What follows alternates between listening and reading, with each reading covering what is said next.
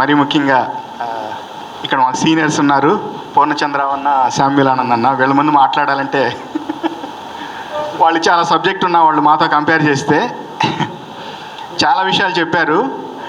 మేము చాలా మీటింగ్స్లో మాట్లాడుతూ ఉంటాం, ఎందుకంటే ఇందులో పూర్తిగా నిమగ్నం అయిపోయి నిండా మురిగితే చల్లేదంటారు చూడండి, అలాగ అయిపోయింది మా పరిస్థితి.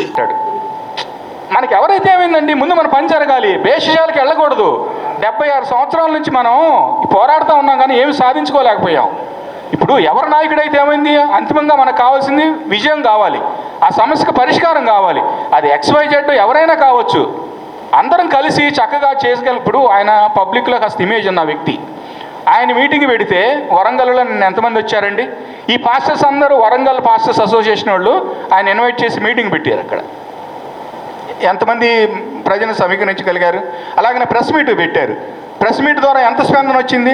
మనం పాజిటివ్గా అందులో మనకి ఎంతవరకు అవసరం అంతవరకు తీసుకొని అందరం కలిసి పనిచేస్తే తప్పకుండా ఈ విషయంలో మనం ముందుకెళ్ళడానికి అవకాశం ఉంటుంది. ఇంకా కొంతమంది ఏమంటారంటే ఆయన పొలిటికల్ టర్న్ తీసుకోవడానికి ఏదో బీజేపీకి అనుకూలంగా ఉండటం కోసం ఇలాంటి వ్యాఖ్యలు చేస్తూ ఉన్నాడు అంటున్నారు. అది మనకు అనవసరం. మనం ఆయన బీజేపీ ఓటేయమంటే మనం వేస్తామా? లేదంటే ఇంకొక పార్టీ ఓటేయమంటే మనకి వేస్తామా? మనం ఎందుకు వేస్తాం? మనకు మనసాక్షి లేదా? మనకు నాలెడ్జ్ లేదా? ఇంతమంది ఒక రోజు టైం అంతా వెచ్చించి, కొంతమంది కర్నూలు నుంచి దూరంగా వచ్చారు, హైదరాబాద్ నుంచి వచ్చారు, ఎంతెంత డబ్బులు ఖర్చు పెట్టుకొని వచ్చాం. మనకు తెలియదా ఏ పార్టీ ఓటేయాలో? ఇంత చదువుకున్న వాళ్ళం, ఇంత మంచి ఉద్యోగాలు చేసిన వాళ్ళు, ఏదో కృష్ణమాదిక్ గారు XYZ ఏదో ఫలానా పార్టీ ఓటేయమన్నారు, మనం ఎందుకు వేస్తాం? దేనికోసం మనం ఇక్కడ ఉన్నాం? మన పని ఎవరైతే చేయగలరో వాళ్ళ కోసమే మనం, అవునా కదా? దానికోసమే మనం ఉన్నాం. ఇంకొకరికి ఓటేసే బదులు మనం ఎవరికి ఓటేయాలంటే మనతో పాటు ఉన్నటువంటి మన పూర్ణచంద్రరావు అని ఉన్నారు. నేను అబ్జర్వ్ చేస్తున్నా ఒక 1.5 year నుంచి తన అన్న వీడియోలు కానీ అప్పుడప్పుడు మీటింగ్లో ఉన్నారు. నేను ఇందాక కూడా మాట్లాడుతున్నా, అన్న 1 or 2 కాన్స్టిట్యున్సీస్ మీరు చూడండి, గ్రౌండ్ వర్క్ చేసుకుంటే మంచిది లేదు, మన వాదాన్ని ఫస్ట్ ముందుకు తీసుకెళ్ళాలి. అలాగా కమిటెడ్గా పనిచేసే వాళ్ళు కొంతమంది ఉన్నారు. అన్న యాక్చువల్గా బీసీ కమ్యూనిటీ నుంచి వచ్చారు. బీసీ కమ్యూనిటీ నుంచి వచ్చి ఒక రిటైర్డ్ IPS ఆఫీసరు ఎస్సీ కమ్యూనిటీలో మాలమాదిగలు వెళ్ళి 59 ఉపకులాలకు జరుగుతున్నటువంటి అన్యాయం కోసం మన పక్షాన్ని వచ్చి పోరాడుతుంటే అలాంటి వాళ్ళకి మనం సపోర్ట్ చేయాలి. ఈ ఎస్సీ కులాల్లో ఉన్న ప్రొఫెసర్లు, డాక్టర్లు, ఇంజనీర్లు, IASలు, IPSలు ఎంతమంది ముందుకు వచ్చారండి?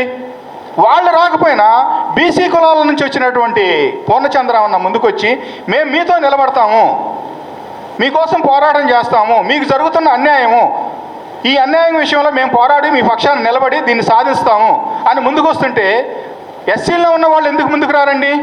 మనం ఏ ప్రాంతాల నుంచి అయితే వచ్చామో ఆ ప్రాంతాలకు మనం తిరిగి వెళ్ళిన తర్వాత మేము చేసే పని ఇదే. వెంటనే మీటింగ్ అయిపోయి వెళ్ళిపోయి ఇంటికి వెళ్ళిన తర్వాత అలా పడుకోము, 4 ఫోన్లు చేస్తాము, ఇలా జరిగిందని చెప్తాము, వాట్సాప్ గ్రూపులో మెసేజ్ పెడతాము, మళ్ళీ మీ విలేజ్లో మీ చర్చిలో ఇలాగ మీటింగ్లు పెట్టాలి, దీని గురించి మాట్లాడని చెప్తాం, ఇలాగ వదలం. దీనికి ఫాలో అప్ అనేది ఉండాలి. ఫాలో అప్ అనేది ఉంటేనే ఉద్యమం ఉధృతవుద్ది. ఉధృతమైనప్పుడే మన జరుగుతున్న అన్యాయానికి తప్పకుండా మనం న్యాయం పొందడానికి, ఆ అన్యాయం మీద జయించడానికి మనకి అవకాశం దొరుకుతుంది. కాబట్టి ఈ అవకాశం ఇచ్చినటువంటి మీ అందరికీ ధన్యవాదాలు తెలుస్తూ ముగిస్తా ఉన్నాను. Thank you very much.